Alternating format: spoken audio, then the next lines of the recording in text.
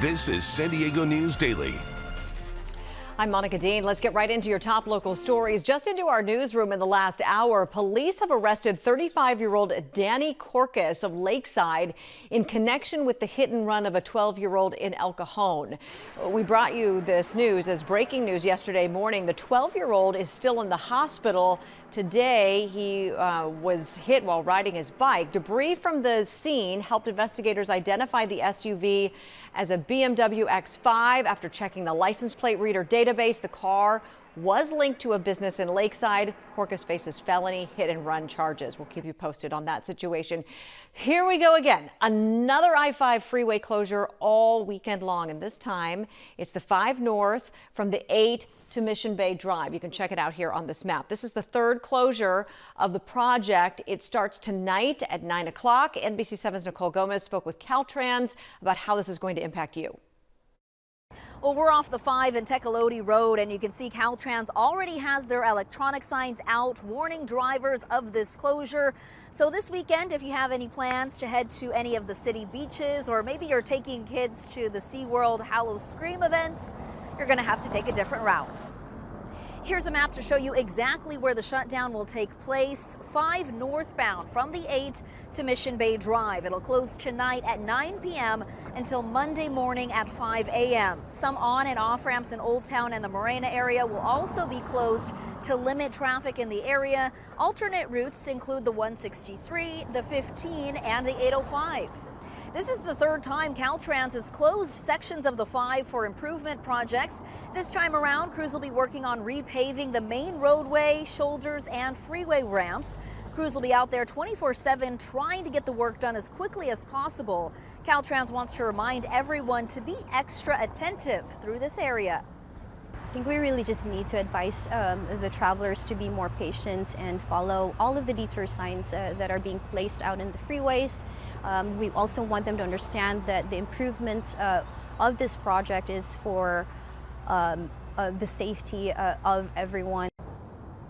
Well, side note, on the closure that happened last month in September, crews were working so quickly they were actually able to open lanes earlier than scheduled, so the Monday morning commute was no sweat. Let's cross our fingers. Same thing happens this time around. Reporting from the 5 in Tecolote Road, Nicole Gomez, NBC 7. We have some new information about that deadly crash on Interstate 8 that we have been following all week long. A 19-year-old man was killed along with a La Mesa police officer. Now an arrest has been made in this investigation. CHP says 38-year-old Antonio Alcantar from La Mesa drove into and killed Officer Lauren Craven as she responded to that crash. Alcantar was arrested on suspicion of driving under the influence. 19-year-old Deviante Morris also lost his life that night. In all, CHP says 5 cars were involved in a series of crashes related to this. Everyone else involved had minor to moderate injuries. I just got punched in the face by a homeless man, knocked to the floor. A woman shaken up after she says she was punched in the face by a stranger. It happened in Little Italy near the intersection of India and Cedar Street. She says she was thrown off the curve and knocked to the ground. Neighbors say they want to see more security in the area. Honestly, it just makes me nervous walking down because I walk here with my daughter alone a lot. So it's like I already be a little nervous walking by myself. And then hearing that, I was actually like, whoa. Because for the most part, nothing's actually happened to me, thank God. But it's like it does keep you nervous because it's like you don't want it to happen to you. And then when you hear it's like happening right here, it's like, what the heck? The woman says she has filed a police report. We've reached out to the Little Italy Association for comment and are awaiting a response. Meteorologist Angelica Campos joins us now with a look at your forecast. It's Friday. Happy Friday, Angelica. Happy Friday, Monica. A beautiful day is starting foggy, especially along the 5, and we still have some of those clouds in place, but for the most part, the county is sunny this afternoon. We do have those exceptions, San Diego all the way up to Del Mar. We still have some clouds there, and those clouds are making a difference in comparison to where we have sunshine. Temperatures are 14 degrees warmer than yesterday in Ramona. So what a difference. Right now, we're already in the low 80s. We're expecting these temperatures to drop over the weekend as a cool down will begin. And if you're going to be at the coast, expect those waves to continue averaging between 2 and 4 feet. Monica? Thank you. A park will continue to bring smiles to families during some of the toughest times. We'll tell you about it coming up. you count on breaking news. People running in the streets, they have their kids, they have their pets. And help preparing for the unexpected. Small fire right now, we'll keep an eye on it. You count on stories from your community. You count on getting different points of view. We're so human. And your voice being heard. We need help. You count on in-depth reporting. It's a mess, and it's making people sick. Because you know the whole story is more than just the headline. This is coverage you count on, only on NBC 7 and Telemundo 20. This is San Diego News Daily. I'm Monica Dean. Welcome back. Thanks to a recent agreement, a local nonprofit, the county and the Padres will keep bringing smiles to families for years. Miracle Field at San Diego County Parks getting an upgrade. The County Board of Supervisors approved a resolution this week renaming the field to Padres Park. It's part of a 15-year naming rights agreement with the Padres. The field is also getting upgrades to meet current ADA standards. The Miracle League, a nonprofit baseball league for kids and adults with disabilities, has been playing there for almost 20 years. When I got there, I was super excited. I was like, "Oh my God, I'm gonna be playing out there and having fun. Oh my God." Yeah, it kind of changed my whole life. Oh, that's so sweet. According to the county, the new turf will be smooth, seamless, and non-slip to accommodate wheelchairs and mobility aids. The project is expected to cost around $850,000. The Miracle League raised around 2/3 of that. The rest will come from the county Parks and Recreation budget. Construction is slated for December, and the field is expected to open by February. That's awesome. Construction is about to begin on the nation's first ever Filipino-American Veterans Park, which will be in Chula Vista.